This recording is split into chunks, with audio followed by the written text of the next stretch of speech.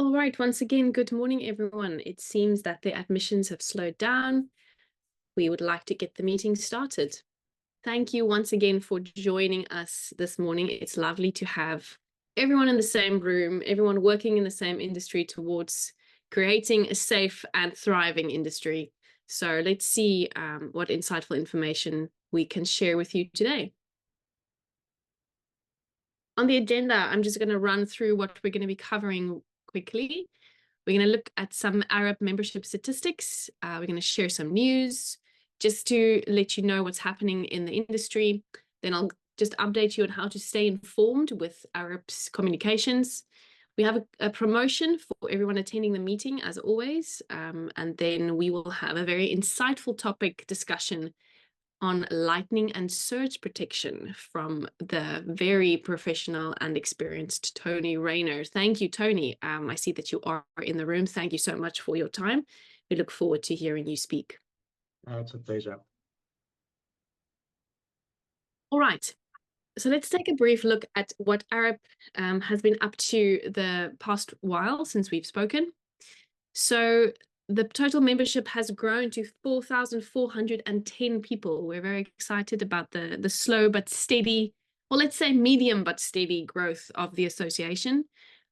We think it's great that people are buying into their industry body, that is the reason we exist, to serve the industry, not as an end itself, but a means to an end. Our total company members has gone up to 141. That's 141 companies that have committed to being associated with AREP in a very public way. They have committed to sticking to our constitution and our code of conduct and to do their part to create a safe and thriving industry. So we're very proud of our company members, as well as our founding members, 22 founding members that we have. The founding members are typically some of the bigger companies that do a lot on their end to influence policy, to influence the way that the industry is shaped. And it's also a privilege to be associated with them. We do list all of our company and our founding members on the AREP website. We feature these guys. If you want to have a look at who our company or founding members is, please go visit the website. I'm going to quickly just post the website link in the chat box for anyone who perhaps does not know what the domain is. And then if you are also interested in perhaps joining us as a company or a founding member, just reach out to Anne. She would be happy to tell you what that entails and what the benefits are of joining us. And then for the P4 quality assurance program, we have had 408 candidates take part in the test in this year so far. So that's 408 newly accredited. I think I don't have the statistics on the pass rate, but I think the majority of those are now accredited. People don't tend to just fail and not complete their test. It's encouraging to see how committed people are to getting through the test and getting their accreditation. All right, some more news from AREP. If you haven't been in contact with AREP for the past few months, you probably don't know about the P4 level 3. So the P4 program traditionally had only two levels, the P4 level 1 and the P4 level 2, which were both theoretical exams that you took online. Because we wanted to add a practical element to give people some practical guidance in the field, we created the P4 level 3 in collaboration with our steering committees and all of the experts in the industry that serve inside of AREP. So P4 level 3 has a practical element to it. We use the AREP hybrid test report to come and do an assessment according to the report on one of your installations. So if you have completed your P4 level 2, you are eligible to get P4 level 3 accreditation, which means we send someone to your installation. That person is also an industry professional. It's someone that already has P4 level 3 accreditation that will be going with your installation with you. You guys will have a conversation about why did you make these choices? Why did you use this wiring? And that's a very good way for the industry to kind of check itself, but also to learn from each other. And then the great part about the program that we created is it is a way for members to earn income. So what we do is we charge a fee for you to get your P4 level 3 accreditation. Of course, the same as you getting your P4 level 2, you pay a fee, but you pay us the fee, and then the majority of that fee goes to the person that is going to go do the assessment. So if you are P4 level 3 accredited, we can ask you to go and do an assessment in your area. And that way you can earn an additional income. If you're at all interested in getting your P4 level 3 accreditation, please reach out to me. We would love to just have a conversation and tell you about the program and create this opportunity for you to be able to earn additional income, especially in this time when we know that the market has been a little bit slow and people have, been twiddling their thumbs waiting for new projects. All right, so that's the P4 level 3. And then I'm excited to kind of just give you in broad brushstrokes the announcement, I guess, that we have partnered with IPA. AREP has partnered with IPA, the Institute of Energy Professionals, I think. I can't exactly remember what the acronym stands for. I'm so sorry. But I'm sure most of you have IPA, are aware of IPA. And we will be looking at different ways we can serve the industry together. One of those ways is we are going to have a robust conversation about IOSA. IOSA, if you remember, is the energy industry ombudsman function that AREP was pivotal in creating earlier. It actually launched last year.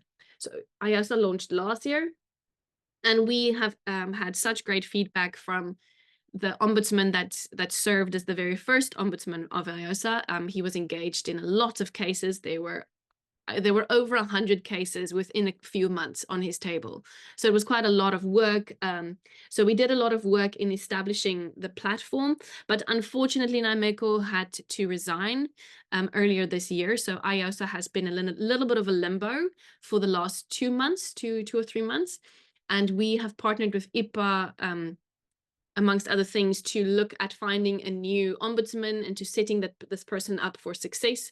As you can imagine, it could be quite overwhelming to have all of these problems just on your desk, and you are the person responsible for negotiating solutions. But we think Naimeko did a wonderful job, and he was such a pioneer in the role. So we're excited to find someone to fill his shoes going forward. And then just some industry news. I am sure most of you are probably already aware, but if you are not, on Friday, the 28th of June, after 7 years after the application was made, a 10% import duty was announced on all imported solar PV panels. So that was quite interesting. How that suddenly came through after 7 years. It was I don't think anyone really expected it, and no one was even aware still of this application pending. I think it wasn't in the front of anyone's minds. So that was quite an interesting announcement. And on Tuesday we had a quick discussion with our distributor Steercom, that has companies in it like Harrods and Rubicon and ARB wholesalers. So we have a lot of the big distributors in the conversation in our distributor Steercom for AREP. And we just discussed how this will affect them, how this will affect their clients, and ultimately how this will affect the end user. Most of them just said the only option for them as distributors is to immediately lift their own prices to be able to balance this out. So we are going to keep an eye on it. I think the main concern right now is that this 10% is only the start, and that it escalates, and that won't be so easily absorbable by the market. So AREP is going to do what it can to join the, let's say, the higher end of the conversation to try and keep that percentage from going up. Naturally, the motivation behind the percentage import tax, I believe, is noble.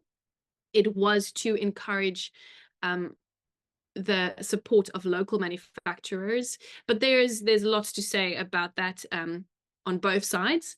So let's not get too far into that debate right now. That's not the purpose of this discussion, but we did want to keep you updated about that. If you have any questions about your your specific, how this was going to affect you as an installer or anything, then I would encourage you to reach out to your distributors and just have a conversation with them. In general, I have found most of this industry to be very willing to engage and to share knowledge and to make plans together. So I would encourage you to reach out to your colleagues and your industry associates and have a conversation. Then I just want to let you know about all the different ways that you can stay informed via AREP and the information that we share. So we have 4 main platforms that we use. The first is our YouTube channel, where we post all the meeting recordings. So for instance, this recording will be on YouTube later today. We also post snippets from other conversations or webinars that we had. So it's a very good resource to just, have in your back pocket to go look at talks that has been hosted or information if you're looking for something specific. And then there's a little QR code on the screen that will take you directly to the AREP members group, the WhatsApp group. So the WhatsApp group, I'm sure most of you are probably already on it, but if you're not, we just post the most important information on the WhatsApp group. It's set to only allow admins to be able to post, so you're not going to get spammed. It's not a discussion group. It's simply a one-way information group so AREP can keep its members informed. And then, of course, we have a Facebook and a LinkedIn page that you are welcome to go and follow to just stay up to date with any information that we'll be sharing. We share reports, we share survey data, we try to do different things to gather information and then share that back to the industry as best we can. If you ever have any suggestions on things that you think we should research or look into, you're also more than welcome to reach out to Anne and myself. We would love to hear from you and have that discussion. All right, and then for today, as a reward for being in the meeting, for being dedicated and taking this time to just spend in collaboration with your industry, we always do a special offer or a promotion for everyone that is inside of the meeting. And today we are going to do a lucky draw. So the winner gets a complimentary AREP company membership subscription, valid for 6 months. If you want to participate and if you would like to be considered to get this complimentary membership, then just simply post your company name and your cell phone number in the chat. And then after the meeting, we will let you know who is the winner, and we'll take it from there. So this is just our way of saying thank you for being part of the meeting and for taking the time to be here. So please go ahead and post your company name and your cell phone number in the chat, and then we will reach out to the winner. That brings me to the very best part of this meeting, which is the talk by Tony. Tony, thank you again for making time to talk to us. We are really looking forward to listening to you. Yeah, the floor is yours. Thank you very much. Can everybody hear me? Are you all there? Can you hear me? Yes, Tony, all good. Great stuff. We can hear you, yes. Thank you. I cannot start my screen while other participants are sharing screen. So you'll have to stop sharing screen. Thank you. Let me just get this one now. There we go. Can everybody see that screen? Yes, thank you, Tony.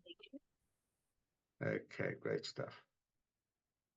Okay, are we clear to run? Absolutely, go. Thank you very much. Good morning, everybody, and thank you for the opportunity to present on a compressed lightning and surge protection presentation I'd like to give to you guys. It is basically a very shortened one, just to give you an idea of things to look out for and how some of the stuff works. I am from Drensky. We're an energy company which was established in 2006. And what we do is we supply alternative power and quality power. Quality obviously being protection and also automatic voltage regulation. Today, we're going to discuss purely surge and lightning protection. Let's get straight into it. 65% of all electric failures are caused by lightning and switching transients. People call it surges, and they are the greatest cause of damage to electrical equipment. At the bottom, you'll see I say directly or indirectly. The electronic failures associated directly or indirectly to transients. Directly being if you have a lightning strike, normally you can see the damage, and indirectly is with switching transients, very much lower voltage transients, you don't necessarily see the damage and you have equipment failure. Other surges we have are permanent or extended temporary under voltages or over voltages that can create damage to your electrical equipment. And be aware that surge and lightning protection is not designed to protect against this. So if you put in surge and lightning protection in your equipment, that doesn't clean up all of your power. It only cleans up the very fast transients. So anything where you have voltages that are going up and down, bad voltage, you need to put in some sort of voltage regulation like automatic voltage regulators or CVTs. Causes of transients, there are lots of causes of transients. The two main ones being power grid switching, which we've seen a hell of a lot of. Can you hear me? Tony, I'm supposed to interrupt. I don't know if Yes. you are going through your slides yet, because we are only seeing the first slide. That's all we see. Ah, interesting. I'm not sure why you're only seeing. I am going through the slides. Isn't? Let's just see You might if be I go. sharing a different screen than the one that you're actually. Can you see that one? I've just changed. No, we're only looking at the first slide. Okay. We can see your yeah, I think maybe you have a slideshow running and you're sharing the file. Okay, I'm just going to go just directly straight to this one. Sorry, display settings.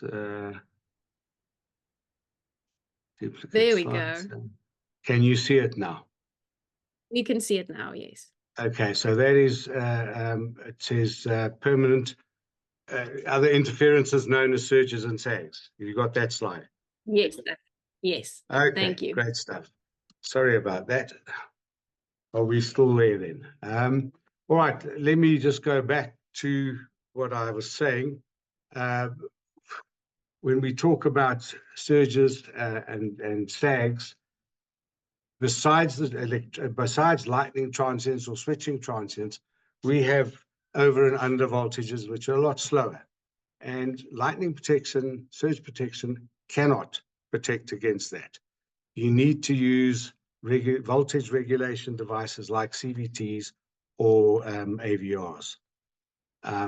I'm going to go and change to another slide if I can get to my,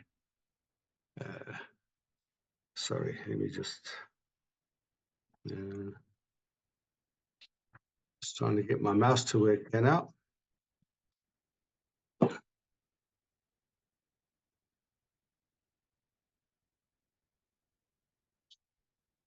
Sorry, guys, I don't know why this is not working now. There we go.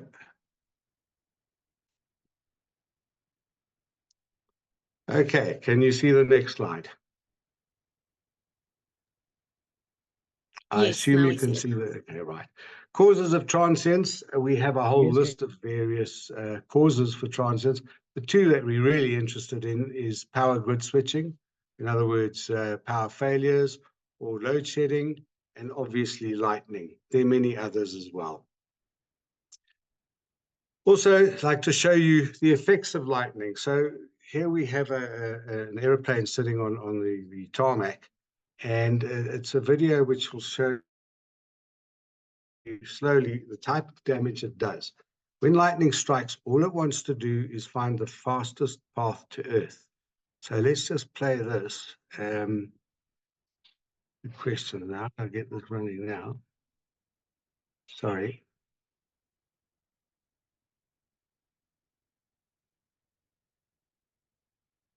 I don't know why this is doing this to me today. Sorry.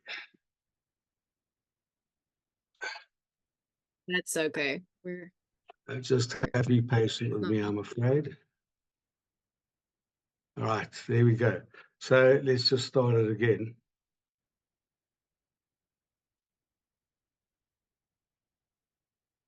Okay, what we have is we have a lightning strike on the tail of the plane. You can see it hits the tail, but you see a flash in the front of the plane. All it's doing is finding Earth, but the power of that strike is so huge, it actually takes the front wheel off there. It just gives you an idea of the power of lightning. Other examples of lightning damage, you can see it's very visible.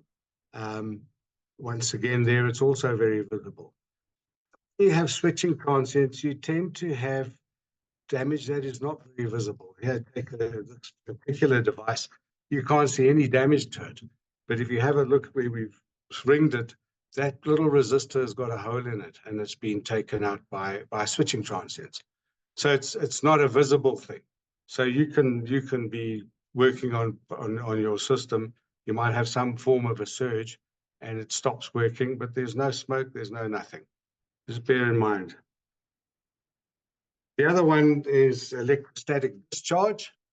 That's actually caused by a potential difference, where you might be sitting at a voltage of 20,000 volts, and whatever you touch is sitting at close to 0 volts. An example of that, I'm going to hope that hopefully this one will play. The lady who in her car, let's see if I can get this to run. There we go. She gets out of her car, she adjusts her jersey, obviously rubs up and gets a bit of voltage. And because there's a difference between her and the car, there's a spark. And as you can see, what happens there, the fumes catch alight, and she's actually got the guts to take the fuel hose out of the car. Other problems with lightning is showing you here's a wind turbine that's been struck by lightning and it caught fire. Wind turbines get struck many times and they don't catch fire. This one caught fire because the earthing system on it was either not there or there was a failure on the earthing system. Earthing system, what we do is we give lightning a path down to ground without going through what it did in this, all the oils, etc., in the turbine itself, and obviously it caught fire. If it's correctly earthed, you're not going to have any issues. You look at earth potential difference, I've just shown you between man and a woman and her car. If we have a look at it between buildings, for example, you will see a building on the left, a building on the right. Each of them are correct. They both have earths, and there's some form of copper between the buildings, communication, whatever it might be. In the case of a lightning strike, let's just give you a lightning strike. What happens is that energy will dissipate down to ground. Problem is, the other earth is over there, and the lightning can actually see, or the energy can actually see that there's another earth there. And the reason it can see it is we've given it a path via copper through to the other building down to earth. So all it wants to do is dissipate the energy as fast as possible. It's going to go through the ground to that earth, but there's ground resistances, etc. So it looks for the fastest way. What it does is it comes up, goes through your equipment, goes down, and eventually finds the other earth. So it's a big problem, but it's very easy to solve. Make sure that whatever you're connecting to your earthing system is all bonded together, same earth, no separate earths. As soon as you have a separate earth and you still have copper between the buildings or whatever structures they are, you will have a potential difference. Best way to solve that is to actually bond it. So when we look at earthing, most protection devices rely on an effective earthing system to divert excess energy away from protected equipment. For earth, reduction of protection. Be aware of potential differences. We've just discussed that. And maintenance of an earthing system is very critical. Copper is valuable, and copper tends to disappear.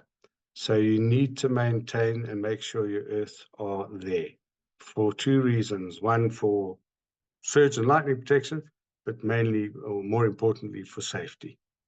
And no earth, no protection. All protection devices use earth to dissipate the energy. This is an interesting one. It's got no sound. This just shows you a lightning strike.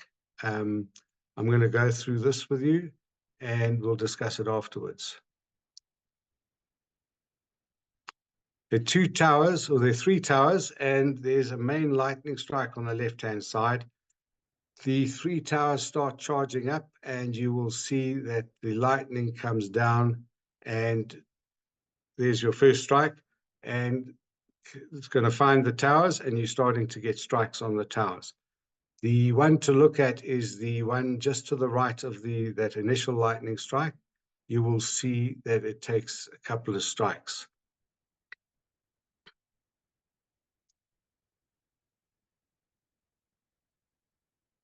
If you want to, you can count how many strikes are on that tower.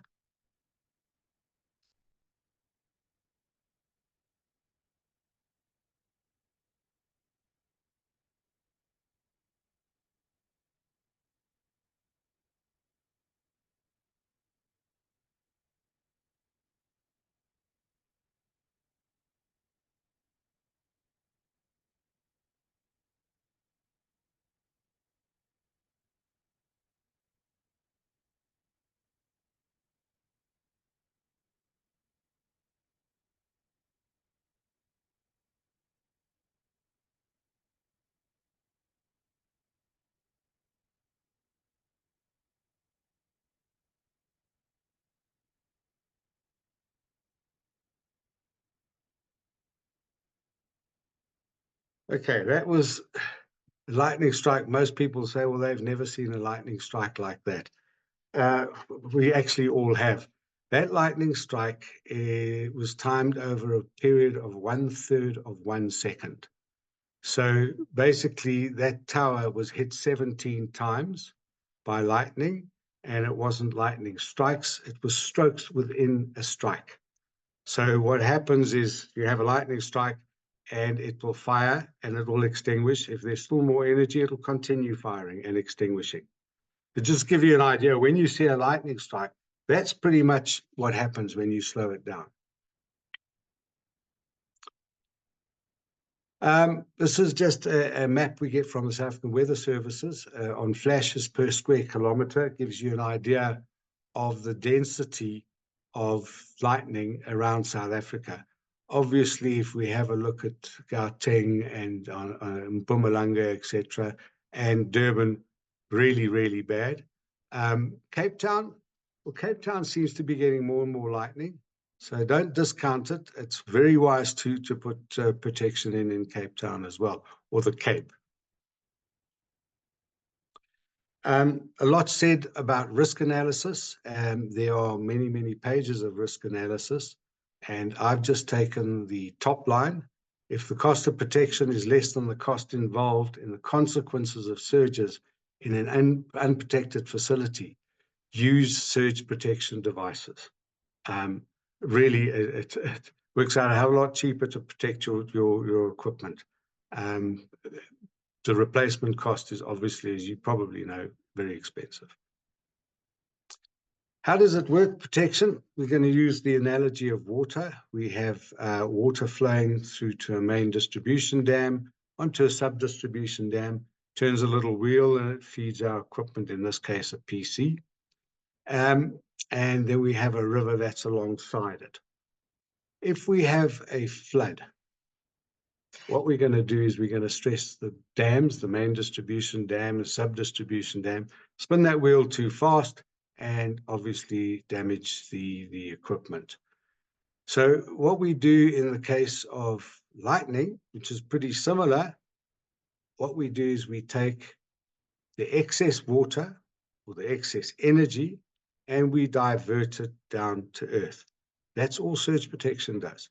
It takes the excess energy and diverts it to Earth very, very quickly. Some of you must have heard of the different types of protection. We have some of them. It used to be called class 1, 2, and 3. It is now called type 1, type 2, and type 3. Type 1 devices are used for lightning protection. They can handle a huge amount of energy, but the reaction times are relatively slow. More common is the type 2. It's a much cheaper device. It will protect against lightning, but more likely to destroy itself. Its reaction time is 1/4 of that of lightning protection. Lightning protection being 100 nanoseconds as opposed to 25 nanoseconds for type 2. And then type 3 devices are used for protection of sensitive devices on the main side. We also use it for data and signal devices. Its reaction time very, very fast, which is less than 5 nanoseconds. So if you have a look here, we just take the 3 devices on mains. We have a type 1 protection device, type 2 and type 3. So if we have, for example, a lightning strike up the road and this feeds into your mains feed, it comes down the line. The type 1 SPD is going to take the bulk of the energy and dump it to Earth. But there's going to be let through. And that let through will still do damage to your equipment.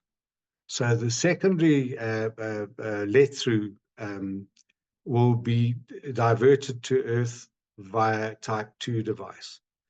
What comes out that side is normally enough, low enough to not damage any of your equipment. If you have sensitive equipment, you're going to use a type 3 device. So you have type 1s, type 2s, and type 3s. You also have a type 1, type 2. So if you have just one main incomer, a typical example would be a base station, for example. They will fit a device like this into the base station, and you have the type 1 and the type 2 combined.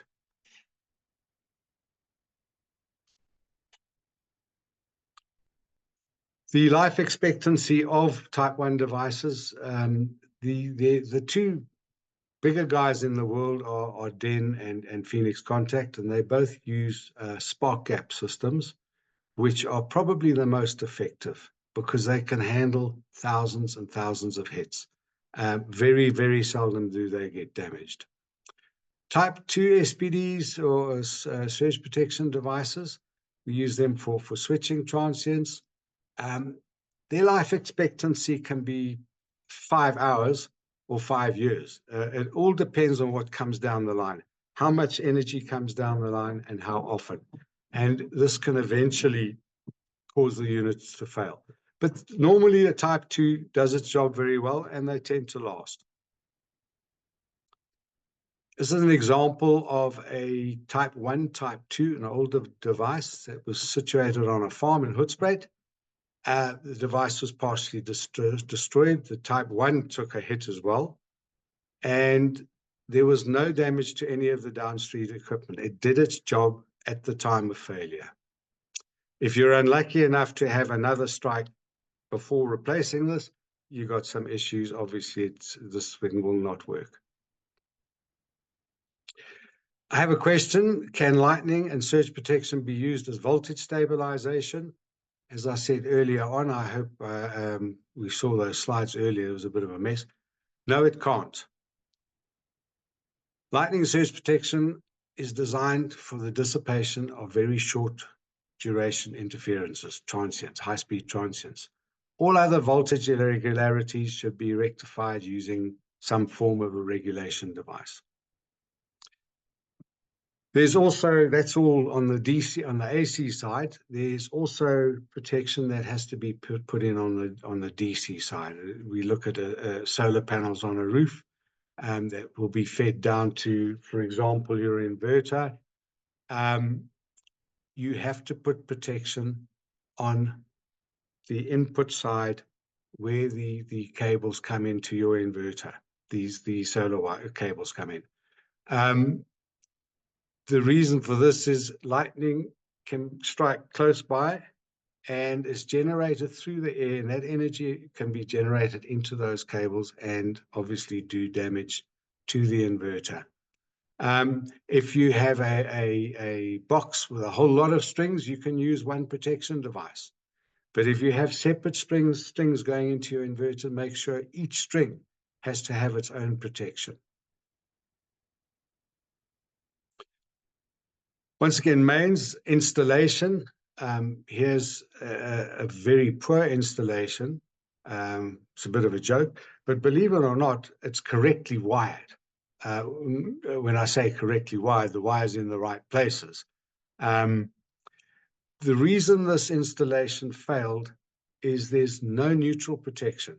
They're only protecting live, and transients travel down neutral. It's copper. So whatever copper you have to protect. So remember always, when you put in protection on the AC side, you need to put protection on the live and the neutral, or in the case of phases, all three phases and the neutral. And lastly, most of you guys probably have seen some forms of surge protection, and on the top of your surge protection, you will see this writing. So what we're showing here is if the device has failed, it'll show you some form of indication, normally a red stripe, or can say defect, etc. It gives you the model number. It'll give you the maximum continuous voltage that this device can handle. That's 275 volts. If you put 300 volts on this device for a second or two, it will explode. It's not designed for extended over voltage. It's for extremely fast transients only.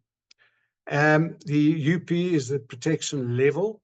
It has to be below 1.5 kilovolts, which is the industry standard.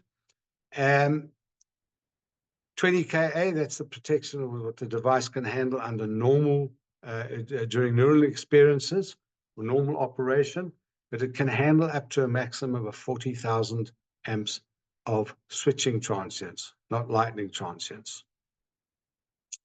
Yeah, so the 40 kA represents the maximum current that the device can handle without failure. Guys, it's a short one. It's cut down to as little as possible, but should you have any queries, you're welcome to contact me through AREP or directly. Thank you very much for the opportunity to present, and apologies for the mess in the beginning.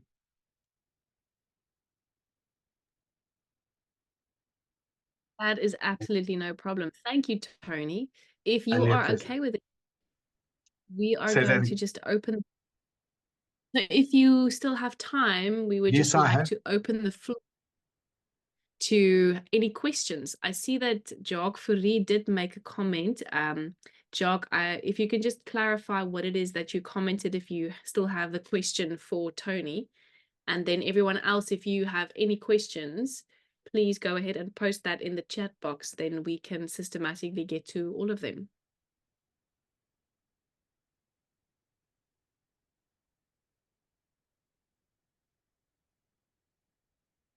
Jacques, are you there? Are you still in the meeting? Let me check.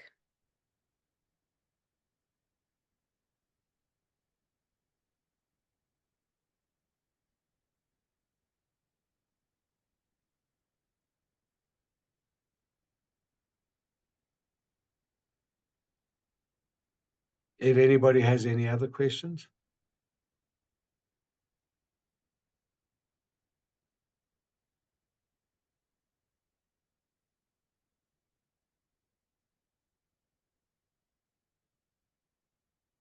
We'll just give it a few seconds for anyone who wants to type out their question or raise their hand. No problem.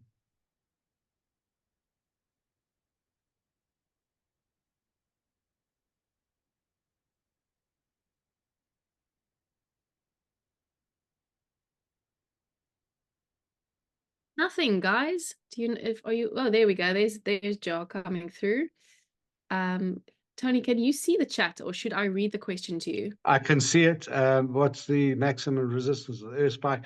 We need to try and keep that below 10 ohms. I didn't mention, but I will mention now, more importantly, you want to earth your panels down to an earth spike. That's great, which is correct, but make sure that that earth spike is also bonded back to the mains earth. Once again, that's purely because of potential differences. If you have earth, make sure they're all bonded together. So the earth spike bond back to the mains earth as well.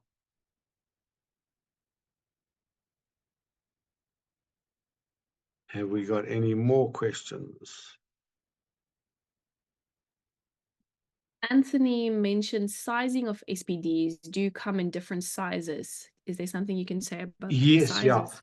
Yeah, sizing of SPDs, the industry standard, we use the 40 Ka in type 2.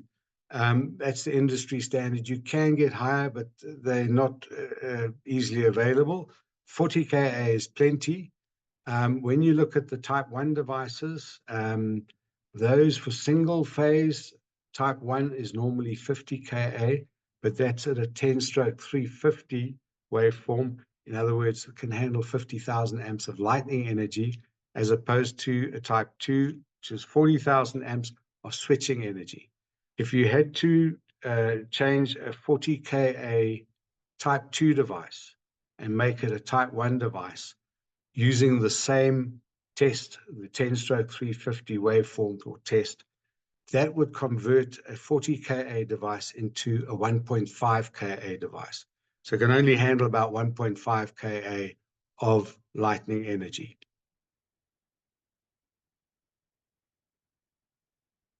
I hope everybody understands that. I see Lucas says it's 10 is max. If it goes too high, you must disconnect the supply. Does that make sense to you? Or do you need more context? No. 10, if he's talking about 10 kiloamps or 10,000 amps, it's the amount of energy that the surge protection can handle. It is a device that sits in parallel. So it's got nothing to do with the system that you're connecting it to. It's just the energy that gets sent down the line in the case of a lightning strike or switching transient. So if it's a 10 Ka device, it can just handle less energy than a 40 Ka device. 40 Ka seems to be the industry standard. It works very, very well. Then Walter asked, how important are air terminals? Air terminals, okay, that's a slightly different technology. I'm not involved too much in the structural side, but air terminals, yeah, you need what air terminal is a terminal that's going to sit, or a finial that sits up on top of a roof, for example. And what it does, if there's a lightning strike, it's going to divert, using the air terminal, it's going to divert it down to earth. So in the case of, I think people put finials up on various roofs, if you have a look at hospitals, etc. It's just, if it takes a strike, we want to direct that lightning down through aluminium or copper down to ground, which there's an earth mat, which in turn will be bonded back to the mains. Be aware that you also see these earth masts that we have for thatch roof homes. Just be aware that that is, you have to have it. But if you can get away with not having it, don't put it there, because you're also attracting light. So don't put up finials or anything if you don't have to. And then Carl asked, should you rely on the earth provided by Eskom or the municipalities? If it's there, yes. Yeah, no, absolutely. You have to have an earth, which will be provided by the municipalities. You can rely on that, absolutely.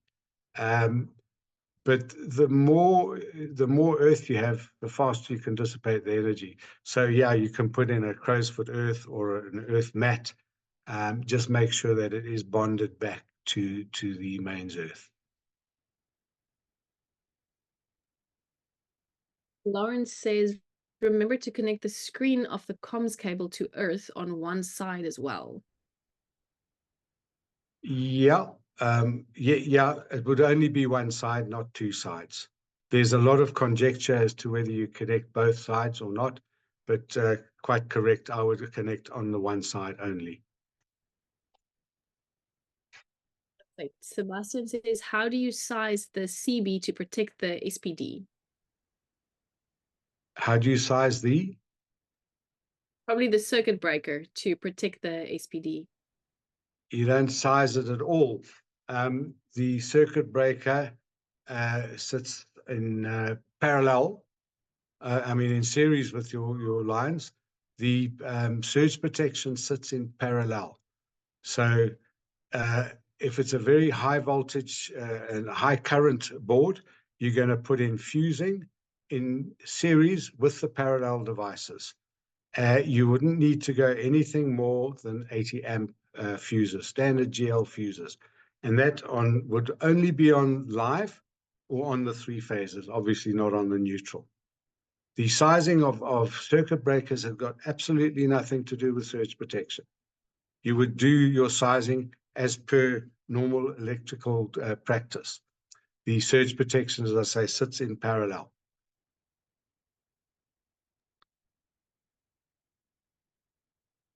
Sean asks, is it good enough to wire SPD onto bus bars with all loads connected onto the bus bar? Yes. Yeah, I missed a bit of that, but yeah,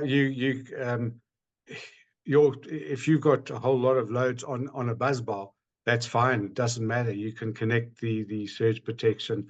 If you have a phase, for example, you're going to put a type 1 or type 2 device between the bus bar and earth. It doesn't matter how much current goes through the bus bar. Because it's a parallel device, it's only going to operate for microseconds. So yes, you can, absolutely. Reinhard said, I have heard talk of a rule plan to split the solar PV earthing from main side due to galvanized reaction, I think is what you mean. Galvanic action. You suggest to norm the both bonded together. Absolutely. You will have a difference, a potential difference in voltage between the two earths. And that creates an issue with the surge protection. You need to definitely bond the earths together.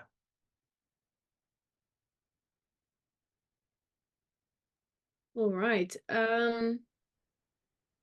Lucas, I'm not sure if you had a question there. I'm just going to skip that, but let me know if you have a specific question.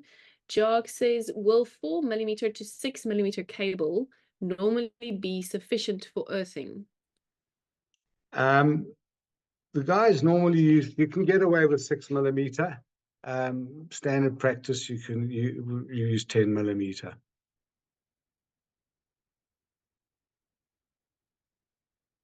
All right, then Walter asked, is it important to put more than one spike on the same spot? No, it's not in the same spot. No, not at all. One spike's sufficient. Wherever you put your spike, you're going to have ground resistance as well, depending on the type of earth that you have or the type of soil. You want to try and get as low a resistance as possible. Ultimate is 2, but 10 ohms is sufficient. But by putting 2 earth rods in, it's not going to make any difference. And then the last question so far is there's a lot of debate on what size copper wire to use for residential installations. Many people use 6mm for aluminium rails, module frames, and recommended 16mm for each spike, for earth spikes, sorry. Any clarity on that?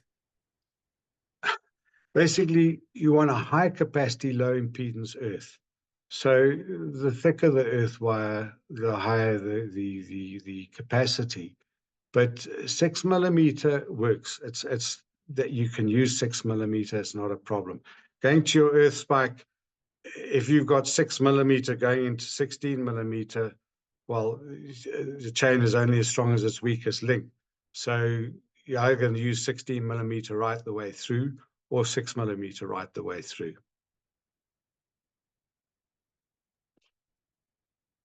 That was very insightful. Does anyone else have any questions before we close the meeting?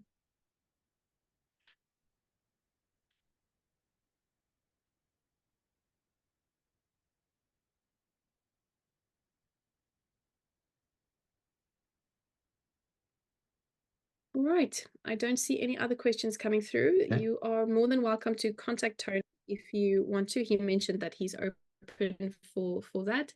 If you want his contact details, you are welcome to just get in touch with me, and then I will connect you. Thank you again, Tony. That was very, very With pleasure. practical, Thank very you, insightful. and I think. thank you for the invite. Sure. All right, everyone, thank you. I just want to check whether Anne has completed the lucky draw and would like to make the announcement. Anne, did you have time to do that, or shall we make the announcement later? Marisha, I haven't gone through everything yet. I'm thinking I will be in contact with the winner in the next 30 minutes. Okay, perfect. That's great. Thank you, everyone, Will for that joining. work? It's all, yep, that's perfect. It's always great to spend some time together. And thank you for joining. Have a lovely day. Reach out to us if you have any questions. Thank you very much. Thanks, ladies.